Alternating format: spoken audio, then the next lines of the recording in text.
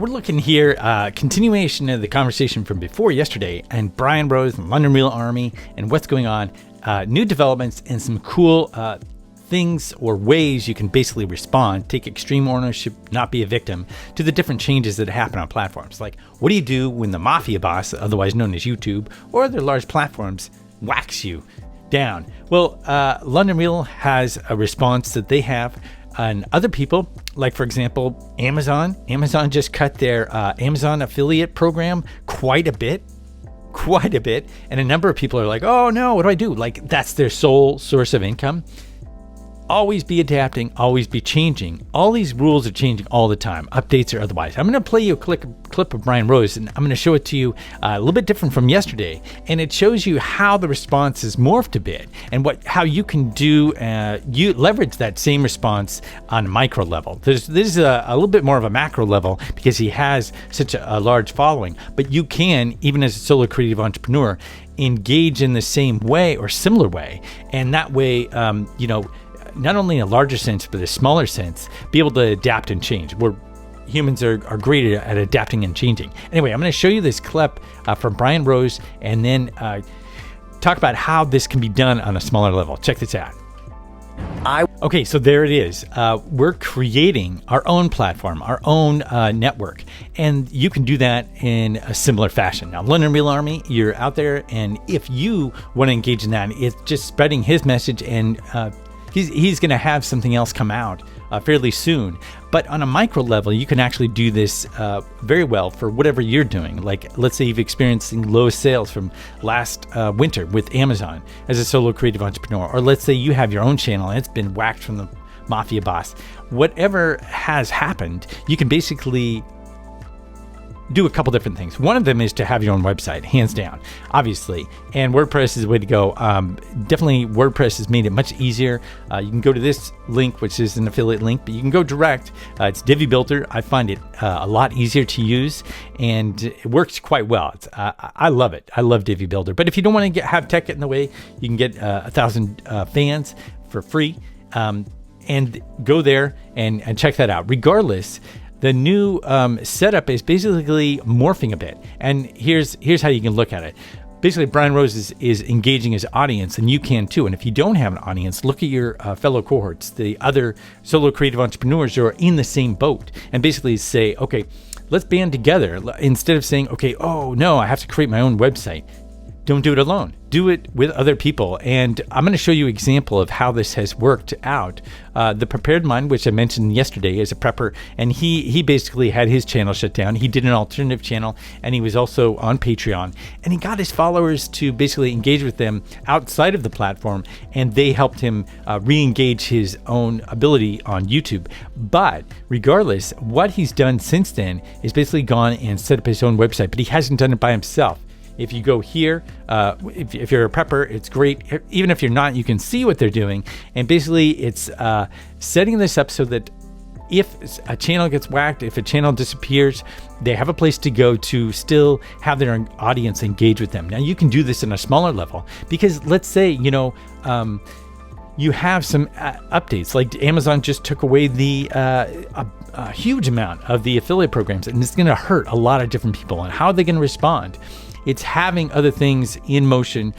Print on demand is another way to go. Other affiliate programs, whatever you might do, group coaching, online group coaching, don't do it alone. It's doing it with your audience. It's putting something out there and engaging with your audience, not having it be perfect, but putting it out there and then morphing it along the way. So it's looking and saying, connecting with other fellow solo creative entrepreneurs. They'll be on Facebook, on LinkedIn, wherever they might be. It's connecting and making that plan. And even if you are, going gangbusters and you're doing just fine during this downtime, or you feel like you're not going to have any problem, it's good to be nimble and being able to respond to updates that happen all the time, whether it be Google, Facebook, YouTube, Etsy, any number of platforms are going to have those updates. Now, your best bet, of course, is to go ahead and set up and create an audience, and you can get 1,000 fans, obviously.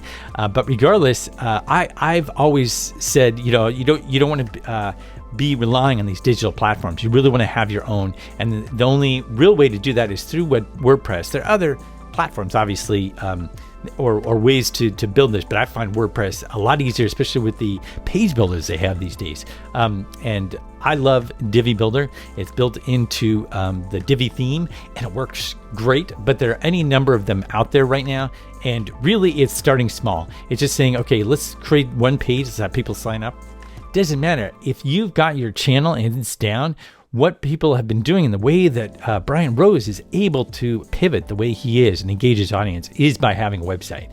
Without that, he would have a much harder time basically pivoting and getting his audience to see the content that he wants them to see. And he's had some amazing content throughout the 9 years on YouTube, and will continue to do so, but he's had to pivot a bit. And there are going to be other updates that happen along the way. London Real Army, that's one way to basically engage and get involved, even if you're not like a solo creative entrepreneur or what have you. It's a way to make sure our voices are being heard. But regardless, as a solo creative entrepreneur, let's say you want to be a digital nomad, or you have your own YouTube channel and you're finding it harder and harder to get your audience to respond. In some cases, people have seen their subscribers have been unsubscribed. Certain videos are not working. With the prepared mind, he instead of calling what he talked about with the technical definition, he used cerveza bug. Okay, and that enabled him to still have his videos viewed. The ones that use the technical term did not. Now they're widening some of the scope of what is being taken down on YouTube, the keywords that are used in different cases. So you may find yourself saying those different words and not even intending to, and then things get kind of sticky. So it's looking at that and saying, okay, here are how people are responding. They're not just doing it by themselves. They're collaborating with other creative entrepreneurs. They're collaborating with other like-minded people, whether it be prepper or a creative entrepreneur. Either way, it's saying, okay, I'm not going to do this alone. I'm going to say, what's my expertise? What are the people I know? What's their expertise? Let's piggyback together. You can create virtual seminars, and record videos of each other and have a virtual seminar of several different people. And these work great. Audiences love them. They learn a lot, and you can all build your audience together, gain your authority. Don't think of it by yourself, obviously, is gaining that authority together and leveraging that ability to just connect with other people and also connect with your tribe. People are looking for transformation, not just content. And so if you can do that, one way to do that, of course, is doing a 7-day challenge. Here, I've got this link, jo.my/7dc. Go there, and it's basically setting up a 7-day challenge. It's free. I've done it and made it in such a way so I'm putting it out there, and I'm going to be morphing it along the way according to feedback. I'm going to ask you for feedback. I, want feedback from my audience and other like-minded creative entrepreneurs who might engage with me in that way. It's setting something up so there is no such thing as perfection. You morph and adapt it along the way, but the 7-day challenge is there. Set up your own challenge, because basically when you look at online platforms, online learning, it's great, but you are often having your audience slog through a lot of information, a lot of videos, a lot of different things. It's better to keep it simple. Essentialism. Look at someone's quote is, if I had more time, I would have made my email shorter. The essential part of information is getting it down so people can digest it.